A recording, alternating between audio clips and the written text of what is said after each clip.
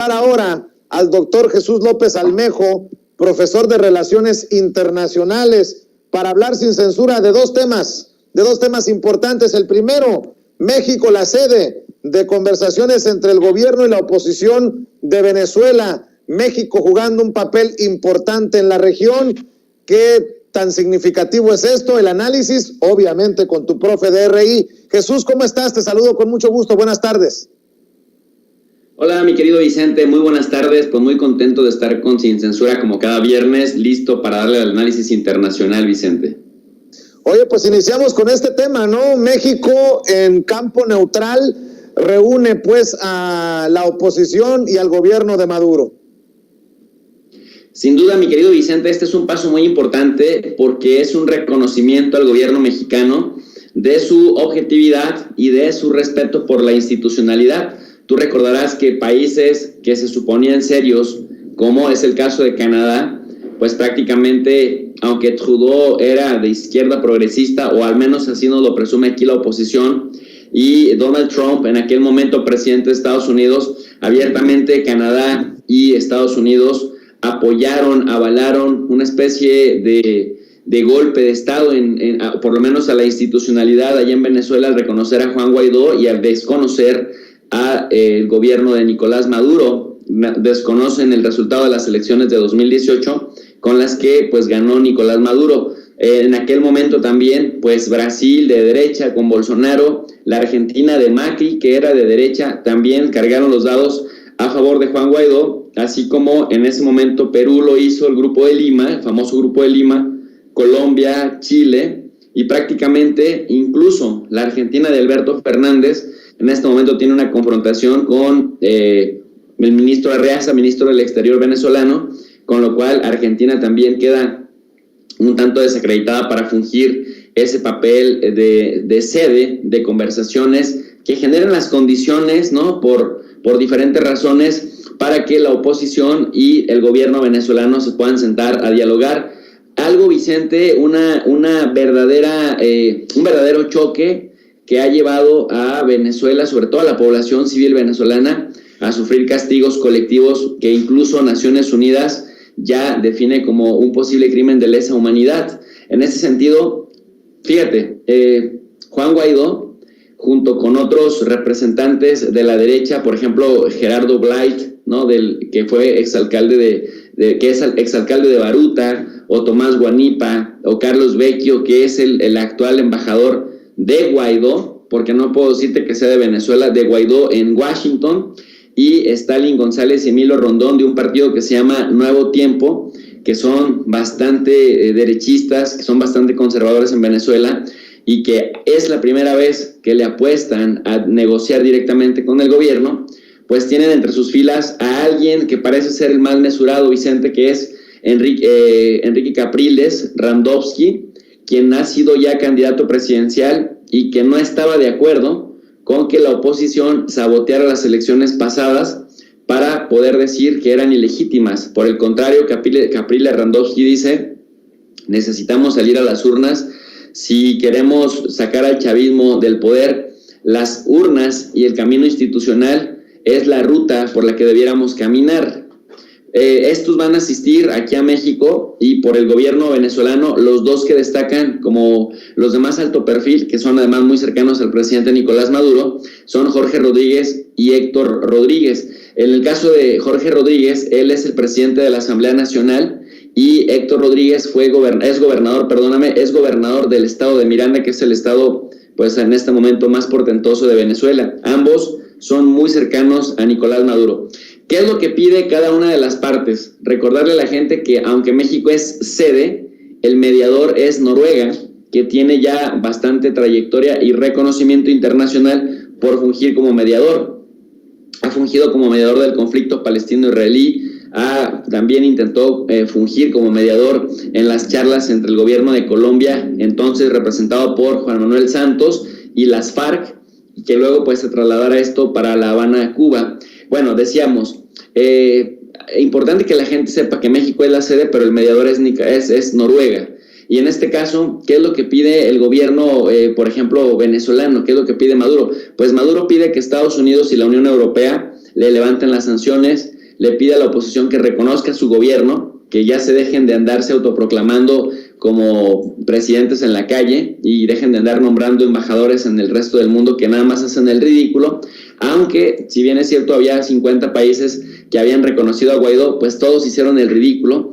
Y bueno, también pide que cese la violencia contra agentes del gobierno, porque tú sabes que la oposición en Venezuela, cada que salían a manifestarse, también llegaron a asesinar policías. Cosa rara, porque si el gobierno es el autoritario y es el dictador, pero la oposición sale a matar policías cuando salen a manifestarse, pues ahí como que está la cosa rara. Y me parece muy raro que sea el gobierno venezolano el que le pida a la oposición que deje de ser violenta en las manifestaciones. Por otro lado, la oposición, ¿qué pide? La oposición dice, pues a esos que metiste a la cárcel por matar policías son presos políticos, entonces libera a nuestros presos políticos. ¿Qué pide? Elecciones libres y justas para noviembre del 2021, en donde se eligen alcaldes, se van a elegir también algunos asambleístas y también se van a elegir algunos gobernadores. Por lo tanto, dice la oposición, si quieres que participemos ahí, tienes que garantizarnos que haya elecciones libres y justas, y un cronograma, como tercer punto, un cronograma claro para las elecciones presidenciales del 2024. Con esto, Vicente, me parece que claramente Juan Guaidó está reconociendo que su autonombramiento como presidente interino es prácticamente una vacilada, porque si están reconociendo que va a haber elecciones para el 2024 y van a sumarse a las elecciones de 2021, porque así lo informó Capriles Randovsky, dijo, la oposición tenemos que ir a las elecciones, a las urnas. Prácticamente están reconociendo pues que Juan Guaidó no tiene nada que ofrecer más allá de lo simbólico. Entonces, me parece que es importante que esto llegue en un momento bonito, positivo para los venezolanos, porque a cambio le han ofrecido a Venezuela retirarle las sanciones, y esto es importante porque parece que regresan al camino de la institucionalidad. Y es importante, Vicente, porque recordemos que ellos estuvieron a punto de ir a una guerra civil, entonces no es cosa menor. Así es, y de Venezuela hablemos de talibanes, porque con este regreso programado de miembros del ejército estadounidense a casa, el talibán retoma fuerza al otro lado del mundo, profe.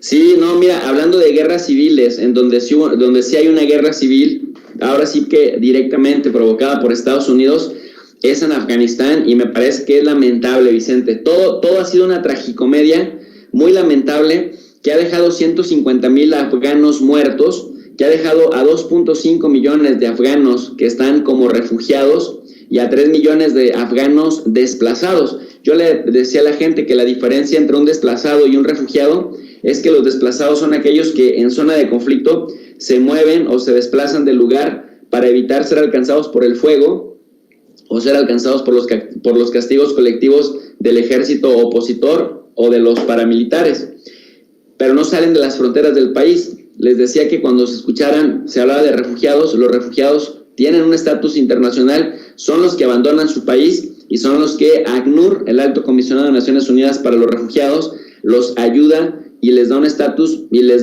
legal mientras el conflicto cede.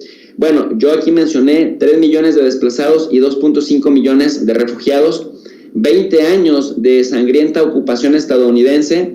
Tú recordarás que el argumento en octubre del 2001 fue que Estados Unidos se iba a vengar de las Torres Gemelas, del ataque al Pentágono, persiguiendo no a un afgano, persiguiendo a un saudí, al que por cierto encontraron y asesinaron no en Afganistán, sino en Pakistán en 2012, y dijeron que otro de los argumentos era liberar a Afganistán de los talibanes para instaurar la democracia en ese país. Pues resulta, querido Vicente, que ninguno de esos objetivos se cumplieron. Por el contrario, hay otro riesgo bien importante que también quiero hacer notar, que la gente de pronto se despista cuando se habla de geopolítica y se habla del Islam, que representan los takfiríes afganos, que son más bien sunitas, porque la comunidad pashtun es sunita, shafi, pero tirándole a los jambalí. Bueno, ¿qué quiero decir con todo esto? Que casualmente estos 20 años que el ejército estadounidense ha estado ahí, que se supone que controlaba hasta el 60% del territorio, que tuvo ayuda española por la OTAN, ayuda alemana, ayuda británica, ayuda francesa, es decir, que las potencias mundiales estuvieron en Afganistán, lograron debilitar al talibán, pero no lo suficiente, de tal forma que en cuanto Donald Trump anunció el año pasado que para mayo del 2021 las fuerzas de Estados Unidos iban a abandonar Afganistán, los talibanes se reagruparon, se rehicieron, a la par se fueron yendo de Afganistán los españoles, se fueron yendo los británicos, están a punto de irse los alemanes, los estadounidenses ya anunciaron un plan de 90 días para la retirada, anunciaron también que van a dejar una presencia mínima que se encargue de llevar asuntos diplomáticos en el país, pero no lograron ninguno de los objetivos, porque a Osama Bin Laden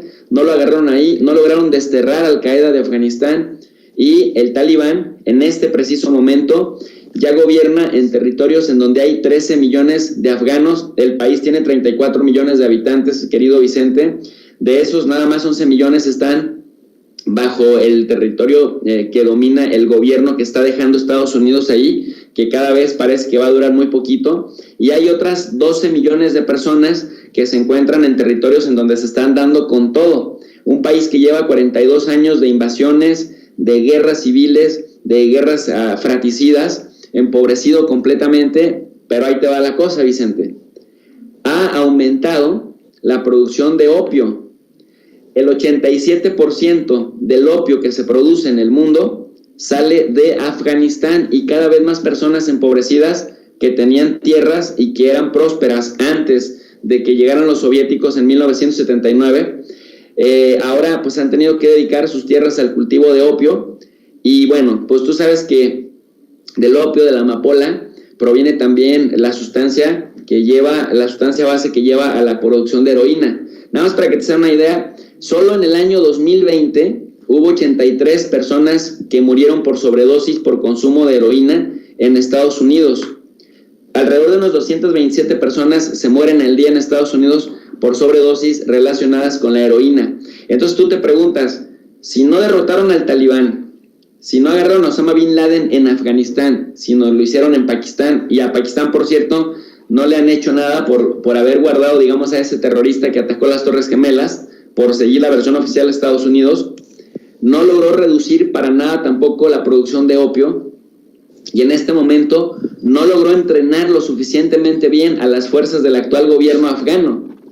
150,000 personas murieron en vano, 2.5 millones de personas que son refugiadas fuera de Afganistán están sufriendo fuera de su país en vano, y 3 millones de personas que fueron desplazadas. Bueno, desafortunadamente estamos perdiendo la conexión con el profesor Jesús López Almejo. Vamos a ver si logramos mejorar la conexión, debido a que ya no entendíamos este análisis que está siendo muy interesante sobre el resurgimiento del talibán en momentos en que se habla del regreso de las tropas estadounidenses a casa, y cómo los números son fríos, dramáticos, y la pregunta es si ha valido la pena. Profe, te seguimos escuchando con el análisis.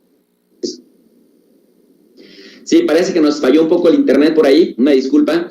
Y bueno, escuchaba lo que acabas a decir, mi querido Vicente, el tema de los números, ¿no? El dato que mata el relato, el número frío y calculador que nos permite entender hasta dónde está dimensionado el fracaso de los Estados Unidos, que han sido súper populistas con el tema de Afganistán, que han sacrificado vidas estadounidenses, pero más importante que las vidas estadounidenses, vidas afganas de gente que ni la debía ni la temía, y que en este preciso momento, Vicente, están condenadas a ser también asesinadas o juzgadas una vez que el talibán recupere el control de la capital, por haber sido colaboracionistas con Estados Unidos. Pero aquellos que no colaboraban Estados Unidos también estaban en riesgo de ser enviadas a Guantánamo por el gobierno de Estados Unidos. Entonces pones a la gente en un entredicho y hoy la gente está atemorizada porque el Talibán ya en este momento, 13 de agosto del 2021, ya capturaron Herut y ya capturaron Kandahar, que son la ciudad 2 y 3